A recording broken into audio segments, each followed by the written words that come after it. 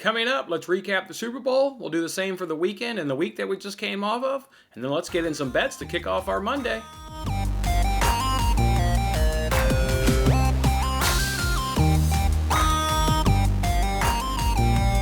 Hey, what's going on, everybody? It's Jason Madison with Winning Bets. Thanks for hanging out with me on this episode, the Monday edition here of Winning Bets, as we look to kick off our week in style.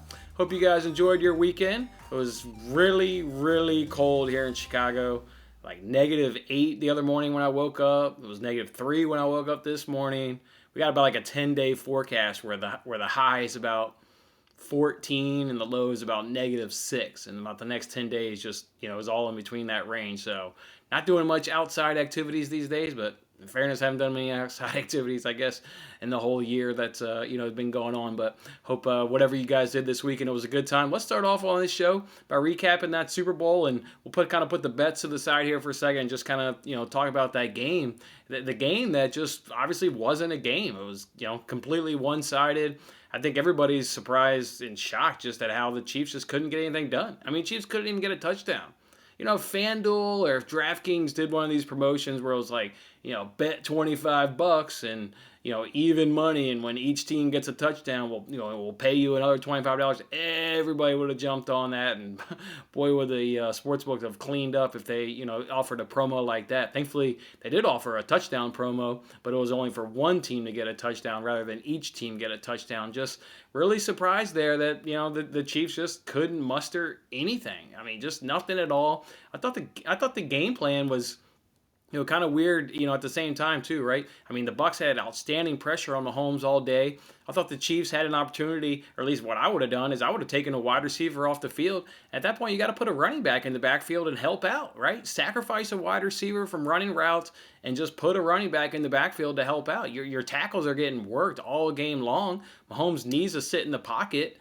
So why not sacrifice a wide receiver and just tell the running back, your job is to block? I mean, you can't have Travis Kelce, chip. I mean, it's just the way they use Travis Kelce, he's just not going to be, he's not going to chip before he goes out and run a route. So he's not going to do that. Then overall, their wide receiver routes, I mean, just seemed like they were long developing in terms of, what they were calling. You got to start calling quick stuff. I mean, Mahomes just didn't have time. Got to call more quick passes, get the ball out of his hands 1 second, 1.5, 2 seconds, and then just get it in the hand of your playmakers, the speedsters, and, let them make plays. So, but a dominant performance. That's why I didn't bet the game in terms of, the money or the against the spread. Brady, man, it's unreal. Unreal what that guy does on the biggest stage. Like I said, I wasn't going to be too shocked if the Bucs won the game. Everybody's shocked in how the Bucs won the game. Just a dominant performance from the defensive perspective. And then the Bucs offense, they looked good. Well, they looked good going up against that Chiefs defense. They were having their way there in that first half. Whatever they wanted to do after a couple of first early punts, whatever they wanted, they were able to get off. So just a good job, by the Buccaneers. Congratulations, the GOAT. First Super Bowl in the home park. Wants to go ahead and win it. Wants to go ahead and join a team. No offseason. Oh, I'm going to pull a guy out of retirement that hasn't played football. They're both going to, dominate on the biggest stage. That's what Brady does. That's what the GOAT does. That's why he was the GOAT before that game. He's the GOAT after that game. Don't even try to make a case for anybody else, being the GOAT. It's whether or not, Tom Brady is just the best athlete, right? Now you have the conversation of, what's he like on Jordan's level. I think it gets really hard to compare athletes of different sports, especially when Jordan, plays defense. Brady's obviously not involved on the defense whatsoever. He has an impact on the other side of the ball because you're going up against Brady. So you have to put up points, but he's not on the field making any defensive plays. So I'm not sure how you really compare athletes across different sports, but within the game of football, the GOAT by far. What's the deal with the commercials too? Why do the commercials have to suck? The commercials have been terrible the last few years. I remember when they used to just be funny. Now they're serious. Just give me funny commercials. I've generally been drinking, leading up to the big game. I just want to laugh. Just give me back to the days where commercials are funny. The Snickers, the Doritos, the Bud Lights, the funny stuff. None of this serious crap. I just want to laugh. I just want to have a good time. The last game of the year. Halftime show. I was kind of in and out. I was kind of cooking dinner with the wife there, so wasn't really watching the halftime show all that closely, but it sounded like it sucked. It looked like it sucked. maybe it's because of the lack of the fans this year, and you don't have the fans surrounding the stage. You don't get as much energy or and excitement. I don't know, but just as the in and out I was during that halftime, it didn't even look like that was any good. So it stinks to end the game. It stinks to end the year on a Super Bowl like that when obviously the fantastic season all along. Great job of the NFL putting that together during the COVID. It looks like everybody remained relatively healthy and safety, which is obviously the most important thing during the pandemic. But just kind of a dud Super Bowl. How did our bets go though? You guys remember I gave you guys 7 prop bets. We spent $105. And what came back? Actually, not too bad. $95.59 came back. So I only lost about $10 on the Super Bowl. Got 3 of those 7 to cash. It looked like I wasn't going to get a damn bet to cash. It looked like, all the way through that game, nothing was going my way. They weren't all Chiefs heavy bets, right? I mean, Travis Kelce over 24.5. That bet can cash, obviously, with the Bucks winning or the Chiefs winning. So it wasn't like I went Chiefs heavy in terms of my predictions there with my bets. But yeah, I didn't get the first cash, I believe, until that second to last drive. It went Travis Kelce caught that big pass down the middle, and then he shook off a tackle, which is why I made that bet, because he leads the league there in yards after the catch. So he broke that one tackle, and then he darted down the middle of the field. So just a really nice job by him on that play. I don't know what he got, but I think it was around 30, 35 yards. So that one cashed. But then the next play was that roughing the passer. So I went all game with like no cashes, thinking, damn, I'm about to lose $105. Like everything. Nothing's going my way in this game. And then it went bang bang. Got two quick cashes there. Which the roughing the passer one was big. That one really saved my night because that one's at plus 155. So that was a really, really big cash. And then Mahomes came back and got more completions over by Brady. Got it at the line. Got it at the very end there. Thankfully, when the Bucs they were running that ball at the end, they took that shot on third down, that really deep pass. That could have really hurt us. Obviously, he catches that, then maybe that drive continues, and maybe Brady gets another one. But more importantly, that keeps Mahomes off the field. So thankfully, that was an incomplete. Got Mahomes back on the field, and then he went over there. So that was certainly good cash. The upsetting thing was I was rooting at the end, and I think if the Chiefs get a touchdown there at the end, Andy Reid goes for 2, just to make the score look a little bit more respectable. Obviously, going, you're not, comeback obviously is out the window. You're, at the very waning moments of the game. But I believe he would have gone for 2. So if he would have gone for 2, I would have gotten $15 back, from making the bet. So that would have been, 110 right there. So even just going for it. And then that was at plus 105. Yeah, that was at plus 105. So I would have returned $30, maybe $31. So 31, plus 95 is $125. Damn it. If Mahomes would have thrown a touchdown there at the end, I do believe they would have gone for 2, and maybe I would have ended my night with some profit. Could have gotten $20 or $25 or so there at the end, but instead he ended up throwing that interception. But got lucky there at the end. Woo, boy, it looked like I wasn't gonna cash a thing. So, all right, now we get leading up. We get the off season, which is always a lot of fun. It's already been big moves. Stafford's on the move. L.A. Wentz is going to be on the move any day now. It looks like some team's going to probably overpay too much for an average quarterback. So we'll look to see who gives up the farm. It looks like it's going to be Chicago, actually. Listening to the radio around town here, it looks like the Bears are actually going to give up an absurd amount of price for Carson Wentz, which I'm just not a Carson Wentz guy, so we'll see what the compensation is to acquire Wentz for any team. But I imagine, at least in terms of how I view Wentz, a team will have overpaid for Carson Wentz. So it'll be a fascinating offseason. Then the NFL draft, which I absolutely love. Love betting on the NFL draft as well. Kind of like doing the same thing as the Super Bowl. I'll just maybe kind of do 5, 6, 7 bets or so on the NFL draft and kind of make that night or that weekend, I guess, a lot of fun. So it's the NFL offseason. For a Bills fan, it's usually our Super Bowl. I mean, usually like pumped up for the offseason, like, oh, hell yeah, what are the Bills going to do now? Like, can't wait, going to get this player, going to draft this player. I'm a little less, I'm definitely, little less subdued about the offseason this season because obviously the Bills had a fantastic season, so it's just about, in terms of my team personally, retain a couple guys, maybe plug a hole or two here, but other than that, just hit on your draft picks and,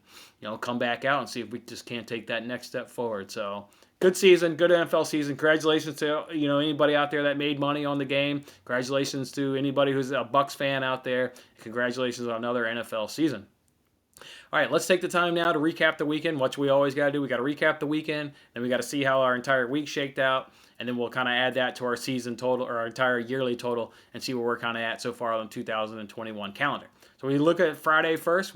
Gave you guys 3 bets on Friday's show. Gave you all 3 of these bets came on Friday's show. Started off with Byron over 15.5 shots. Bang, bang. That was a nice cash right there. I think they ended up the game with like 18 or 19 shots, so that was good. Hit our teaser. We did Bucks minus 4.5 and and Suns minus 2.5. Suns smash, Bucks smash. So that was a nice easy one. The lone trip up of the day was Nets minus 4.5 and got screwed on that. I mean, quite frankly, got screwed on that because Durant didn't start the game due to COVID issues, then played and either got pulled at halftime or pulled very early in the third quarter due to contact tracing. So it was unfortunate. I mean, you take the best player off the court, yeah, your bet's going to be in trouble there. So that was a little unfortunate. Positive day though, plus 0.96 units. So it felt good to at least, have another positive day, which is generally been the theme here over the last couple of weeks. So, and then that bumped us up over 8.04 units on the week. You guys remember on Friday's show, I mentioned I got another FanDuel refer a friend from, one of the great supporters here on the show. Got another FanDuel bonus. So that bumped us up in total up over 12 units on the week. We go ahead and turn the page to Saturday. Saturday was a little bit of rough. It wasn't like a huge amount of damage. You can see there on the tweet, just lost a little bit over a half unit. West Ham couldn't get the win. Are you kidding me? West Ham goes to Fulham after going to Villa in the previous week and beating Villa 3-1. They can't go to Fulham and get a win. So that was really, really a shocker right there. Took the Burger, our one lone golf bet. Remember Burger versus Matsuyama? I tweeted out on Saturday. I cashed out. It's my first time doing a golf bet in terms of tournament. I've done golf bets in the past here on the show with you guys, and we've done just round 1 or round 2, head-to-head competitions. That was my first time doing an entire head-to-head competition for the entire tournament. And PointsBet, obviously, and maybe other sports books does this as well. They don't score it until the entire tournament's over. And after thinking about this and talking with one of my buddies, it kind of makes sense, right? Berger didn't make the cut, and Matsuyama did, but there's always a chance that Matsuyama just falls apart, over the weekend, and in relation to par, at the end of the tournament, his score will end up being worse, than Daniel Berger. So I guess that's what the logic is there behind the sportsbook in terms of, when they score it, rather than being after the cut. They wait until after the tournament. But, I thought it was a golden opportunity to go ahead and cash out. I tweeted out that I cashed out. I encouraged everybody to go ahead and cash out. So hopefully, you cashed out with me, really lessen the damage. Instead of losing 1 unit, only lost 0.2 units on that golf pick. So obviously really smart decision there to cash out. But the NBA and the profitable, we turned the page there after 2 losses, so to speak, there with the golf one, and went 2-1 on the NBA night. So it was profitable in NBA. Jokic over 25.5 points. That was a game where he went for 50. Absolutely had a monster night. Sinners were eating, against the opponent. The data said that, Sinners should have a big night.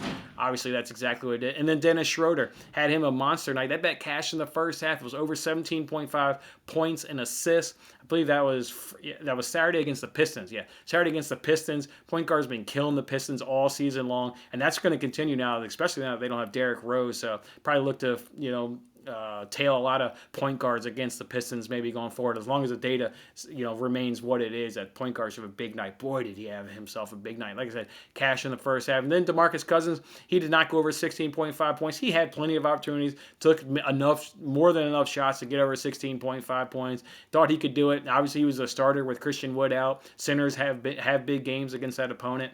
He just didn't quite get it done. So knocked us back a little bit, but we came right back on Sunday with the profitable day on Sunday. Took a couple soccer bets. Did under 2.5 in Wolves versus Leicester. There was no goals in that game. I mean, that's what you get with the Wolves, man. There's 2 teams in the Premier League that I have no problem taking under 2.5, and we've been doing it here lately. It's Wolves and Burnley. You don't score on those 2 teams, so under 2.5 in a Wolves match was good. That one cashed. Manchester City money line, that one cashed. Got some help from the goalkeeper, but even if, Liverpool's PK was kind of shit, I mean, yeah, he got dragged back a little bit, but it was a little unfortunate because John Stones was coming over to cover. I mean, Ruben Diaz did not even need to do a very, very slight pullback, but He did it. He gave it to him. So, but even if, like I said, City, if you watch that game, and I did watch it, City was far and away the better team, throughout that game. Like I said, Allison gifted them a couple goals, but they were going to be well on their way to win that game, and that's exactly what they did, winning that one 4-1. Chelsea got a nice win over 1.5, so got a cash there. I also did a prop bet in that game, over 5.5 shots on target. I'll tell you what, I will be making that bet against with Chelsea. And I'm not scared to lose a bet and not make it again. The reason I'm not going to make that bet again is they were playing against Sheffield.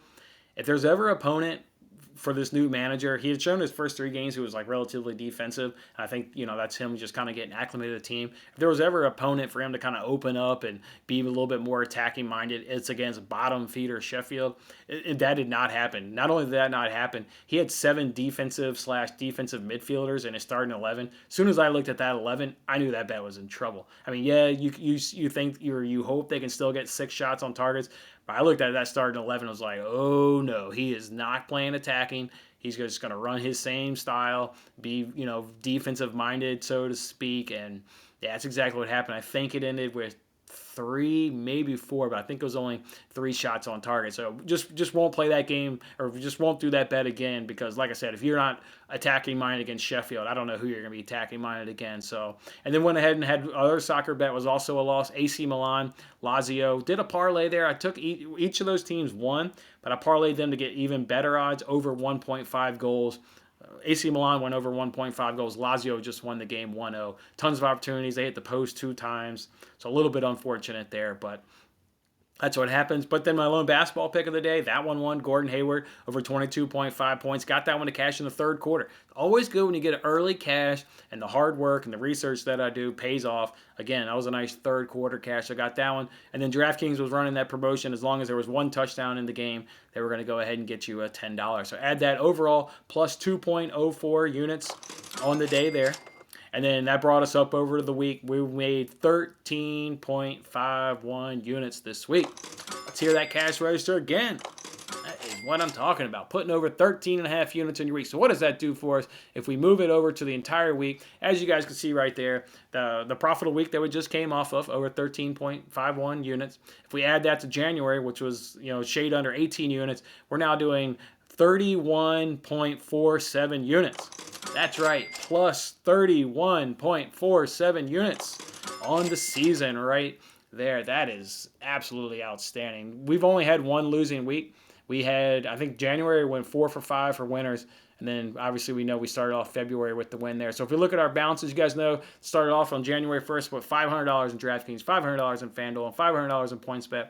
Well, FanDuel's up to $835, DraftKings is up to $558, and PointsBet is up to $577. That's a total of $1,971. And if you obviously subtract the $1,500, that's going to be $471 in profit.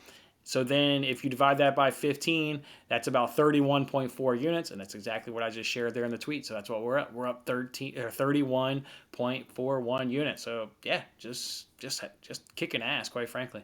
Kicking ass and having a really good, fantastic year. And obviously those numbers that I just showed there, the balances in those sports books, obviously doesn't reflect anything from the Super Bowl. I've already withdrawn all the money this morning, from I withdrew that $95. So that obviously doesn't play into account there. So as for, let's keep rolling on that. Oh, the free giveaway bet. I forgot to tweet out. Not only did I forget to tweet out, I forgot to make an extra one of those bets over the weekend. I forgot to just make an extra $25 bet over the weekend. So there's no free giveaway bet to give away on today's show. My apologies. Just forgot. So I do have it on my notes here today, and I've already made a bet today that has an extra $25 on it. So we'll definitely have one for you tonight. So hopefully we can give away some more money on tomorrow's show. Got all the names in the hats. Lots of people submitted last week, so we'll look to keep on rolling with that and hook up some money. So I got 3 bets for you today and some other bets that I'm eyeing. We'll see if we can maybe get the lines in our favor on a couple more, or maybe we get the odds a little bit more in our favor. But I've at least got 3 bets for you, though, on today's show. The first one's in soccer, and we're looking at the Premier League here with Leeds United's going up against Crystal Palace. We've now been doing this bet in Leeds games, and Leeds has been cashing for us. Both teams to score and over 2.5, and that's minus 107 at DraftKings. The reverse fixture was 4-1 here. 4-1 Crystal Palace win. Crystal Palace looks like they're not going to have Wilfred Zaha, but they should still be scoring. They got Batshuayi still on the pitch, so Crystal Palace should certainly be able to get a goal. Leeds should be able to get a goal, and then we just need one of them to get one more extra goal. We can cash that. That'll be I believe our third straight cash if we do that one here for this Leeds trend that we've been jumping on now. So let's go goals in that game. And then the last two here are NBA prop bets. First one I'll look at here is the Bucks versus the Nuggets game. Look, Chris Middleton, he's gone over and his point total in 13 of 23 games.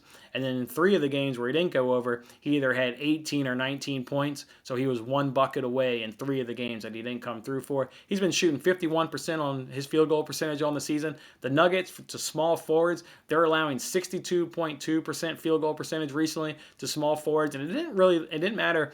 The data that I look at shows you the data in a 7-day span, a 2-week span, and a 30-day span. It didn't matter what you looked up in terms of the time range.